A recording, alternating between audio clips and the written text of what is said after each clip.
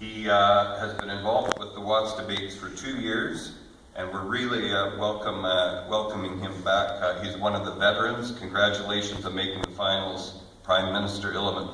Well done.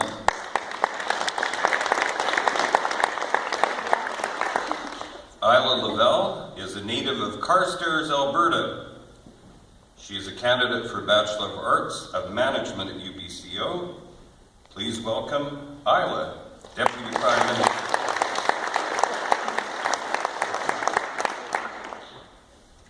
Laurence Watt is our Leader of the Opposition this evening, ladies and gentlemen. He was born in Cambridge, England, attended Handsworth Secondary School in North Vancouver, and is also a Bachelor of Arts candidate in Philosophy, Politics, and Economics. Please welcome Laurence Watt.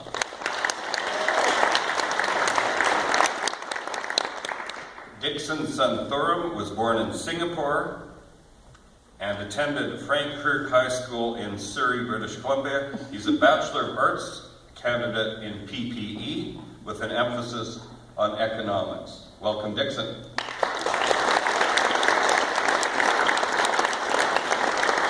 Two people with perhaps the most difficult jobs are our alternate debaters, because they have to study both sides of the motion and be prepared to go should one of the debaters come down with the flu or what have you.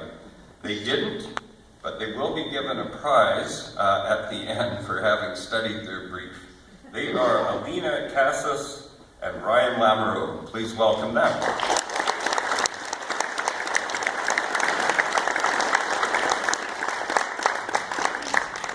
David McLean was a winner of the debates last year, has spent the $1,000 that we gave him. But he did kindly volunteer to come back and support his students in the most collegial way possible by operating as timekeeper. And if you could just outline the order of the event, please, and thank you very much, David. Thank you all. This year you get my good side. All right, we will start with our Prime Minister. You will get a 5-minute opening, followed by our Leader of the Opposition with an 8-minute response, followed by the Deputy Prime Minister, of which he will give an 8-minute response, followed then by the Deputy Leader of the Opposition with a 5-minute response. Then we will proceed into an open debate for 8 minutes, no one speaker exceeding 2 minutes. Then that will be followed by the Leader of the Opposition with a 3-minute closing statement, followed then by the Prime Minister, 3 minutes closing statement, and then we'll proceed into judges and debaters' questions. Judges' questions and the debaters' answers. All the judges are sequestered for approximately 10 minutes at the at the end of the debate. They will be showing a short video about Roger Watts and the inception of these debates, and some brief words from Dr. Carl Hodge. Without further ado, debaters, are you ready? Absolutely. Judges, are you ready? Wonderful. Ladies and gentlemen, are you ready? Then let's get ready to rumble.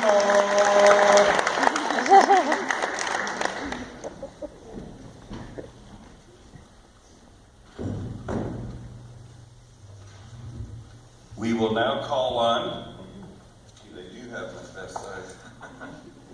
We will now call on Kevin Illiman, Prime Minister. The resolution, Prime Minister, is the government surveillance is justified. Please begin now. Thank you, Mr. Speaker. I rise today in this honored House to speak about an issue that is at the forefront of the conversation in society today. And that issue is public safety. Now, the resolution on the table before us for debate tonight, if I may repeat again, is that government surveillance is justified. Allow me to affirm the importance, apparently, with some extra power.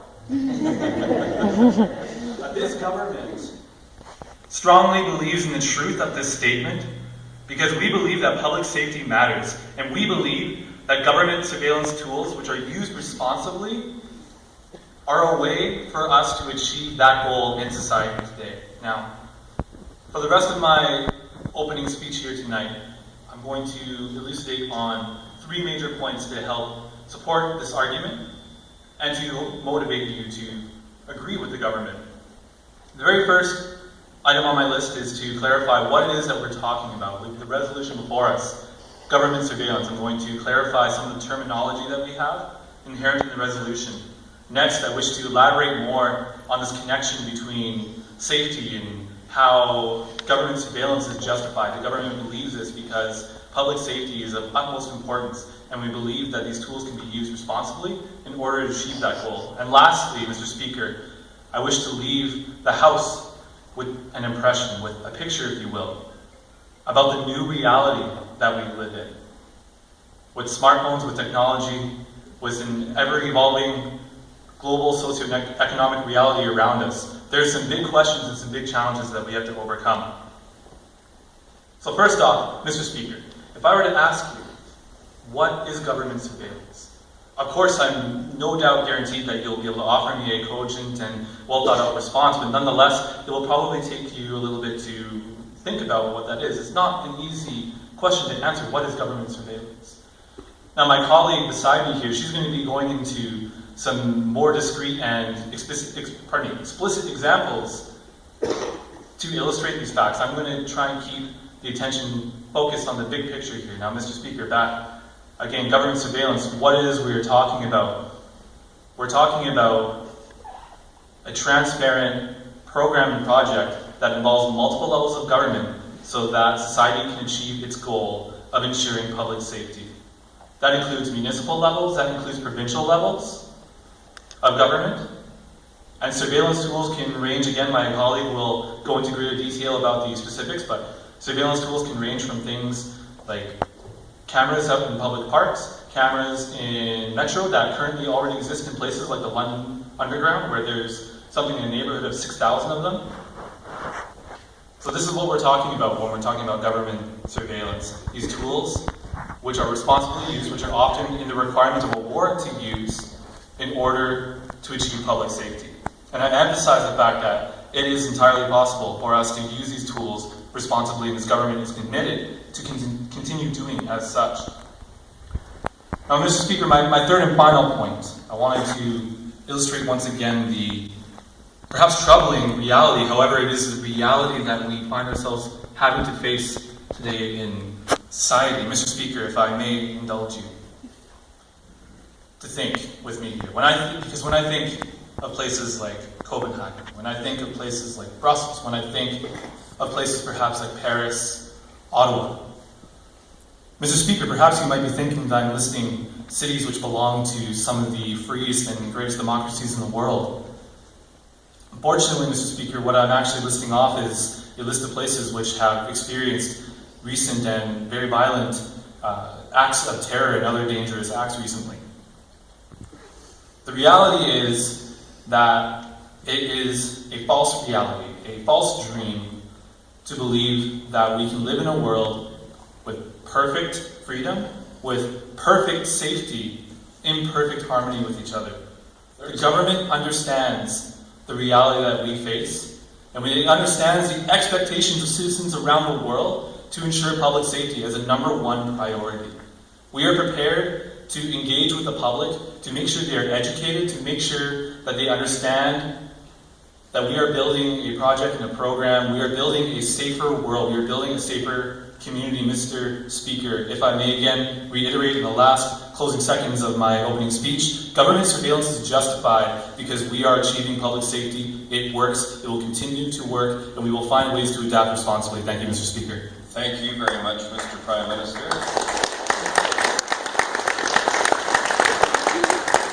I would now call on the Leader of the Opposition, Laurence, to rebut. Government surveillance is justified. Thank you very much, Mr. Speaker. First of all, we, the opposition, do agree with the motion, and we agree with the definitions portrayed by the government. We heard a lot about safety and the surge in technological capabilities and combating terrorism. We're going to systematically go through those arguments. We're going to prove to you all why the government is wrong. We're going to talk even more about why surveillance is unjustified, and we're going to conclude. Indeed, I agree full-heartedly with the government. We do live in a dangerous world. We do live in a world where there is rapidly increasing technology, where there is ISIS, where there is Rob Ford.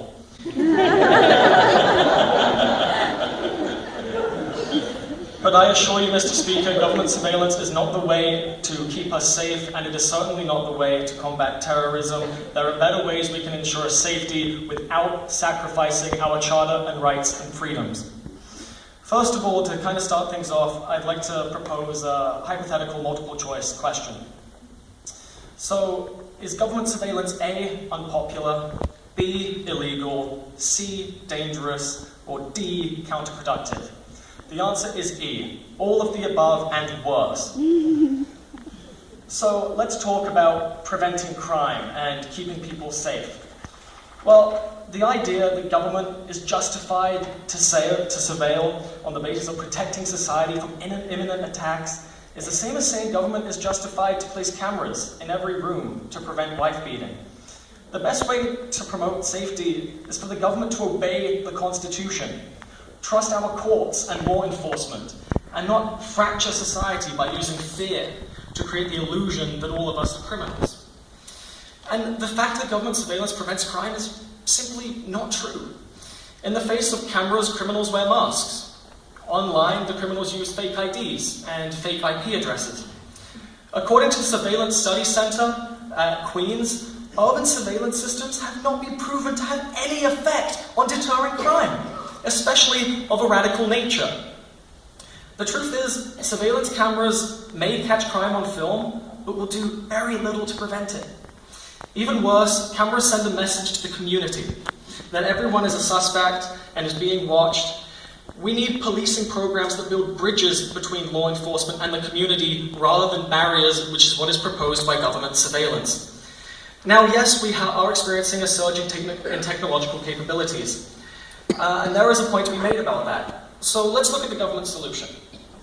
The government wants to collect and store our information, which we attempt to protect with our own passwords and our own locks, and store it in a database. By copying and storing all our information, it enables hackers and cyber terrorists to easily target our data. Consider this. The NSA has been hacked, the Canadian Revenue Agency has been hacked. The last thing I want is a government collecting our information so that it's more susceptible to abuse. It's ridiculous, to be quite frank with all of you. Now, on with camera surveillance, residents should be free to go about their daily business without expecting to be videotaped on every corner. Surveillance cameras are a tremendous waste of taxpayers' money as well. If preventing crime is the goal, they should increase the amount of law enforcement on foot patrol, establishing positive relationships with the community. If neighbors trust police, they will be more likely to report suspicious activity and stop crime before it occurs. I'm going to go on to some more arguments that the government obviously refrained from in the opening statement. 61% of Canadians are opposed to government surveillance, from an Amnesty International campaign poll just released on March 23rd. This poll proves the majority of Canadians are opposed to government surveillance. It's also illegal. Under Section 8 of the Canadian Charter of Rights and Freedoms, we have a right to privacy that cannot be infringed by a government. Also, it's very dangerous to allow a government to have this type of surveillance. For instance, who watches the watchers? The Canadian Security Intelligence Service of Canada used to have an Office of Inspector General that provided oversight, but no longer we have that. The office was shut down in 2012, meaning that we don't have a high-level body of elected officials providing oversight. Who watches the watchers? It's also counterproductive. What if the information falls into the wrong hands? What if terrorists obtain this information? This is incredibly dangerous. Now, one thing I would like to point out is that there are alternatives. We could employ community initiatives, empowering society to combat threats by empowering them with information about threats and encouraging potential community policing. We could further invest in education, the legally non-controversial method which would decrease the level of criminal and aberrant behavior in society. Not a band-aid solution, an actual solution. And also, since the government is so obsessed with the idea of surveillance, we could also encourage the use of private surveillance. It's fantastic that in our recent history, we've been able to use cell phones to record police brutality so that law enforcement is actually held accountable. We heard the government talk about transparency and responsibility. I thought he was joking, but I refrained from laughing. Let's look at transparency. The government really feels that they can provide transparency. It's not the case. When Edward Snowden came out and provided really good information, doing what a true patriot would, the government has gone out of its way in all ways possible to try and convict him, to try and have him tried in a FISA court, which is essentially a kangaroo court. So whistleblowing and finding out the truth is actually, it's infringed upon. I'd like to conclude that this is also a debate about what kind of society we want to live in. A society that attempts to assure security through coercive surveillance and control, or a society that assures security through openness and participation. Mr. Speaker, we all know which society produces the best results. In conclusion, privacy is incredibly important. They could have access to our messages, our phone records, who we talk to, what we're doing, where we're going, what we like and who we like, where those people live, where we live. In the debate we have here, the government is saying, let's have a society where we have surveillance and control, and this opposition is saying, no, there are always alternatives to investing in education, encouraging private surveillance. There are always alternatives to addressing these measures. We never have to give up our charter and rights and freedoms. Mr. Speaker, ultimately, government surveillance is unpopular, ineffective, illegal, subject to abuse, and counterproductive both to reducing threats and enhancing a democratic society. All of these reasons make surveillance unjustified. I argue, let's spend our tax money on systems that don't survey us 30 seconds. And don't suspect us of criminal behavior. Let's spend our tax money on producing a society where we recognize there are real threats in the world, but there are always alternatives to assuring we can create a good society, a safe society, where our liberties are protected without sacrificing our charter on rights and freedoms. Our Constitution works, our courts work, and our rights are not for sale. Thank you very much, Mr. Speaker.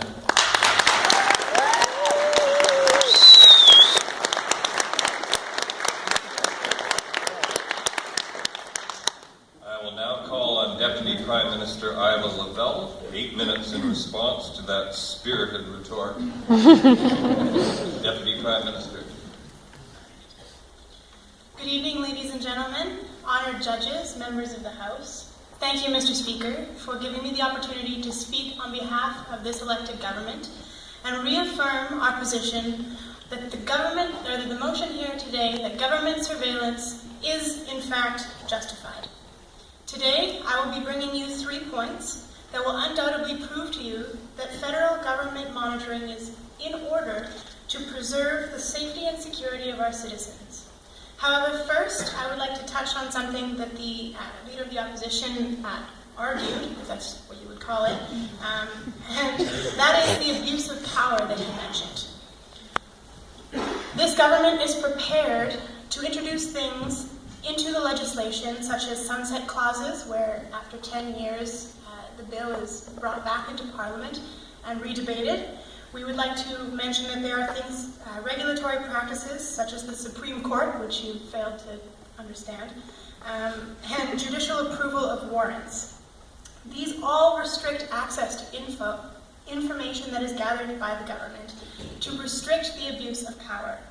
Thank you for your concern, opposition, but your paranoia is not based in logic. Might I suggest a psychiatrist?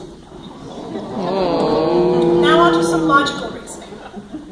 My 3 points. I'm going to outline first and elaborate on the priorities of the citizens of Canada and the government. I would also go on to show that government surveillance is in fact a preventative measure, ladies and gentlemen, not an offensive one. And third, I'm going to elaborate on what my distinguished colleague has already outlined for you, that the global social stage is no longer as safe as it used to be, and that there are real-life implications, serious ones, behind what we are debating here today. Without further ado, my first point, our priorities. Let me pose a question to the House, Mr. Speaker. What is more important to you, ladies and gentlemen? Your text messages and your emails, or your life? How about your children's lives? The opposition will have you believe that you are already safe, that there's nothing to worry about, that we've got this under control. However, this type of comfortable thinking is a luxury of Canada. We are known internationally for our safe environment. And conveniently enough, we are already operating on a pre-existing level of government surveillance. Funnily enough, the opposition has neglected to mention that their privilege to speak against the government is all because we live in a free, safe society where their dissent is tolerated. We have things such as airport security screening already, warranted phone and email tapping, and public cameras with facial recognition technology. I'm sure, Mr. Speaker, that the soldier who was protecting one of Canada's most well-known memorial sites on October 20th, 2014, also felt safe before he was gunned down by the parliamentary shooters. I'm sure that the people in West Edmonton Mall felt safe visiting their favorite weekend excursion before they were threatened by jihadi terrorists with a bomb.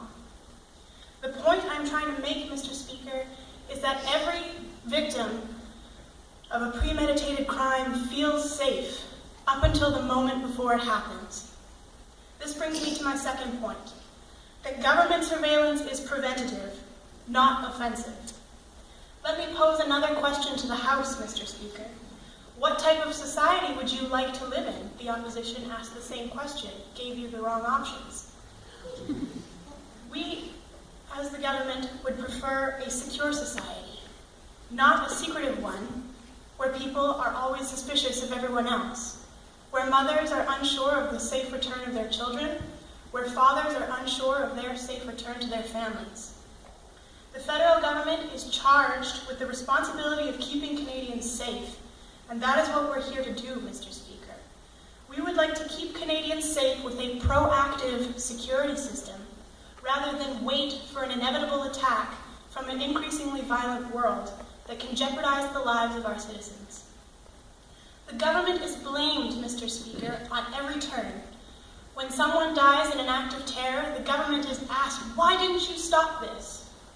When the government tries to enact legislation to ensure that it will never happen again, people, like in the paranoid opposition, will blame the government for infringing on our rights and freedoms. We can't have both, Mr. Speaker.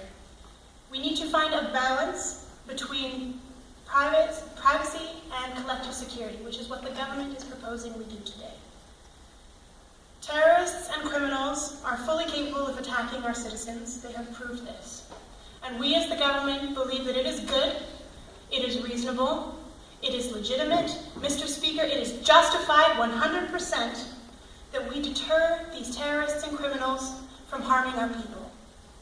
This brings us to my third point, the uncomfortable reality that the opposition has childishly painted over with their primary basic colors. It would be lovely to live in a utopian dream where the only colors are red, blue, and yellow. However, we know, as a logical government, that the world is much more complex than this. The global stage is not as safe as it used to be. Canada is not an exception to this, ladies and gentlemen. We are receiving threats from jihadi terrorists. We are engaging in airstrikes against ISIS. We have taken a strong stance against one of the top nuclear powerhouses, Russia, in the Ukrainian conflict. These will have negative repercussions, and we need to follow up these controversial acts with mitigating negative responses with government surveillance. In conclusion, Mr. Speaker, we have set some priorities at the forefront of the people's minds. We have established the preventative nature of government surveillance, and we have shown that there are real-life, serious, important implications that the opposition, Mr. Speaker, unfortunately is neglecting. The opposition has also conveniently and clearly established their position. They trust the terrorists not to attack us more than they trust their government to protect them. Mr. Speaker, this sounds like a personal problem to me, and we should not base the safety of our citizens on this illogical reasoning. Wow. Criminals and terrorists have proven that they are not scared, that they are not afraid to attack us. We must meet them with the same fearlessness, strong, secure, Canadian, and collectively dedicated to protecting our freedom. Thank you very much, ladies and gentlemen.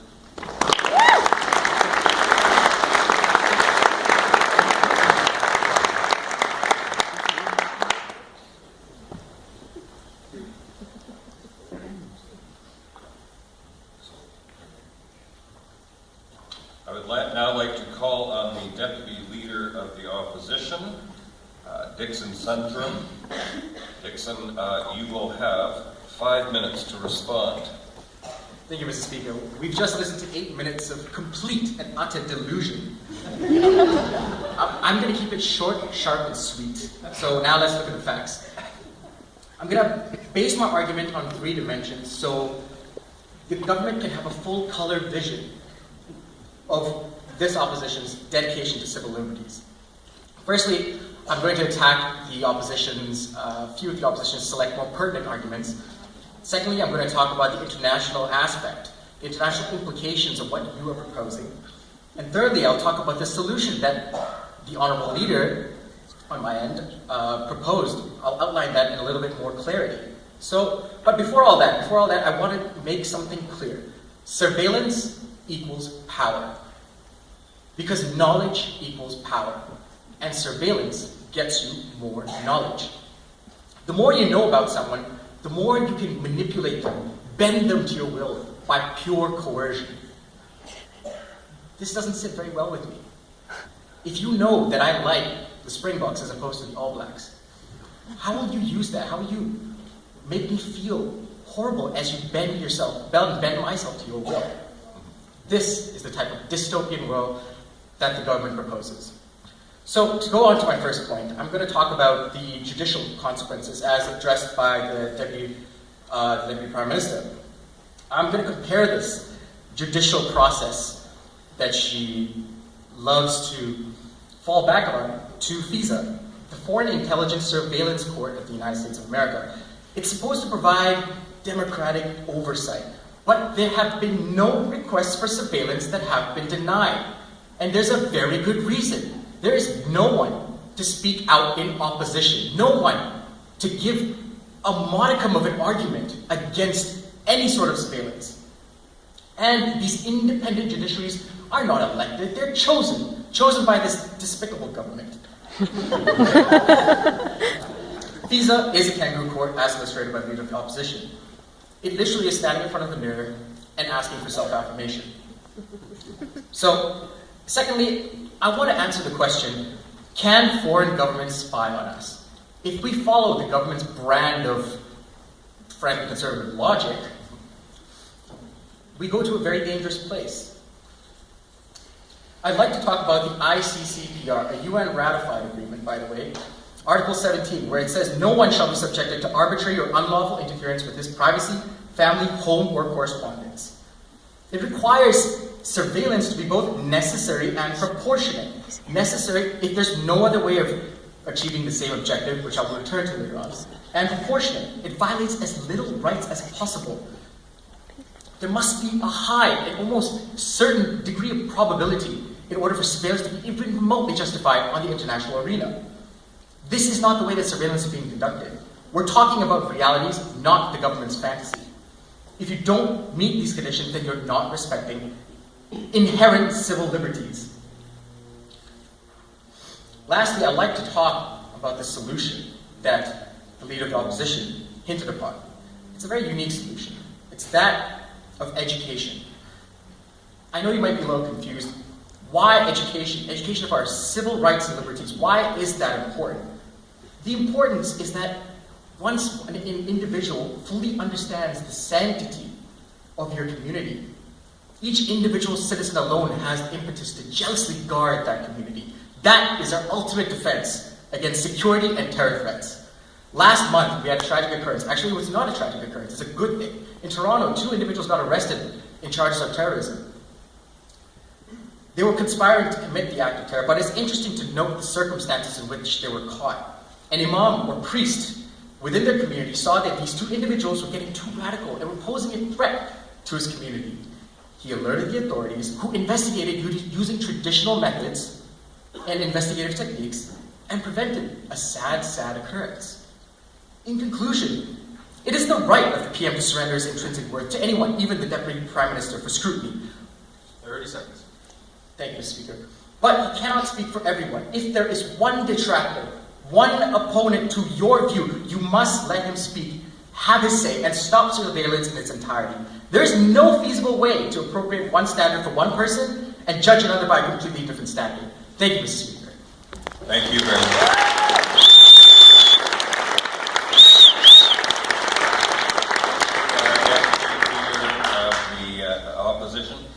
Ladies and gentlemen, we by the Deputy Leader of the Opposition. Of course, you may cut and thrust. Witty riposte, barbs, and light torture are encouraged. Please go ahead, Prime Minister. Thank you, Mr. Speaker. Well, I'd first like to remind the Deputy Leader of the Opposition that we are the government, we were elected, and even into this House upon which they stand. We speak for Canadians, and it's important to have dissent. We acknowledge that that is important in order to build this type of... I do not remember you being elected world police, Mr. Prime Minister. You are not the world police. No, Mr. Speaker. That was a TV show. I'll let the Prime Minister continue, please.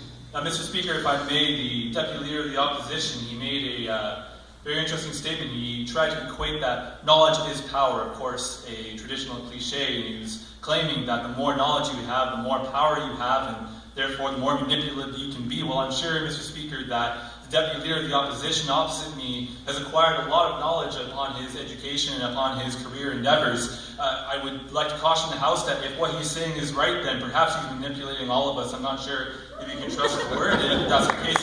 Lastly, Mr. Speaker, the Opposition is going to have to do a lot better. Section 1 of the Charter and Rights and Freedoms addresses specifically what the Deputy Leader of the Opposition was aiming at when he was talking about necessary and proportionate measures in order to violate privacy.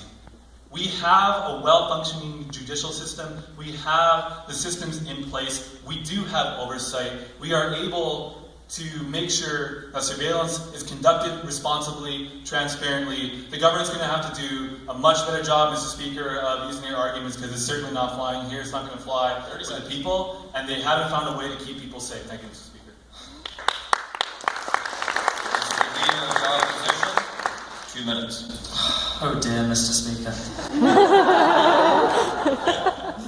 This government is justifying totalitarianism, and there's a quick way to make this test. All of you in this room, I'm sure, have a cell phone.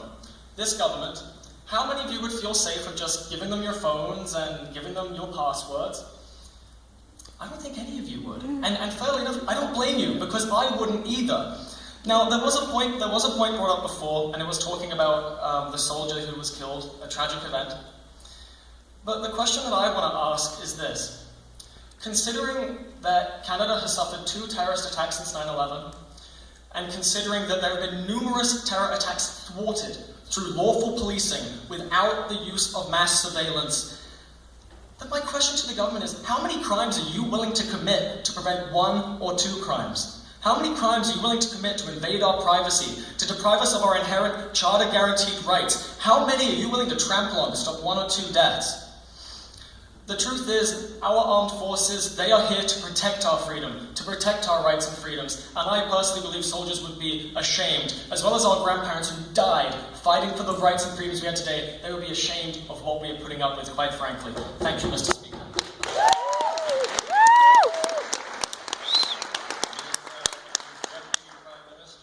Take your 2 minutes, please. Thank you, Mr. Speaker. Let me just paint a picture for you here, which they are trying to skirt. The Leader of the Opposition mentioned a totalitarian state, which is, beyond what we are speaking here, Mr. Speaker. We have regulations in place, such as sunset clauses, that particularly are used to avoid this type of abuse of power. But that aside, if the opposition had their way, we would live in a country with absolutely no surveillance. Imagine getting onto an airplane where anybody's allowed to bring a gun or a knife. Hey, you're a dangerous citizen? That's okay. Come on into our country. We don't mind. We've got nothing to stop you. How illogical does this sound to you, Mr. Speaker? I wouldn't want to live in a country where my safety, my children's safety, my neighbor's safety are threatened by people I don't even know. One thing that the Leader of the Opposition brought up in his speech was that we should resort to private information gathering rather than public. We agree to the terms and conditions of private companies every day. I'm sure some of you without reading them, that's okay. But we agree to them anyway. Yet as soon as it comes to the table to confide in a regulated government that you elected democratically, the world ends in conspiracy. Set your priorities straight, ladies and gentlemen. Who would you rather have access to that information? A private business that operates for a profit and could sell your information? Or a government that is regulated by judicial systems such as the Supreme Court of Canada and has a legal obligation to uphold your safety? Thank you. Thank you very much. Mr. Deputy Leader of the Opposition, please take your 2 minutes. Thank you, Mr. Speaker. The Prime Minister seems to appeal to Section 1 of the Charter in order to justify his violation of Section 8. The security of rights of penis, where everyone has the right to be secure and against unreasonable search and seizure. This inherently is kind of worrying in the fact that he's proposing legislation or policy that would detract from an institutionally charter guaranteed right and freedom. Surveillance, Mr. Speaker, does not prevent harm. The National Security Agency in America, the largest agency of its kind, says that of all the data that it sieves through, 1% is red flagged. Red flagged. It doesn't result in the prevention of some sort of terror conspiracy. We believe that the battle that you are waging for security is actually waged in the hearts and minds of individual citizens of this world, not just Canadians. And that's where our solution triumphs yours. It has the benefits without the problems associated with your solution. Thank you very much, Mr. Speaker. Thank you.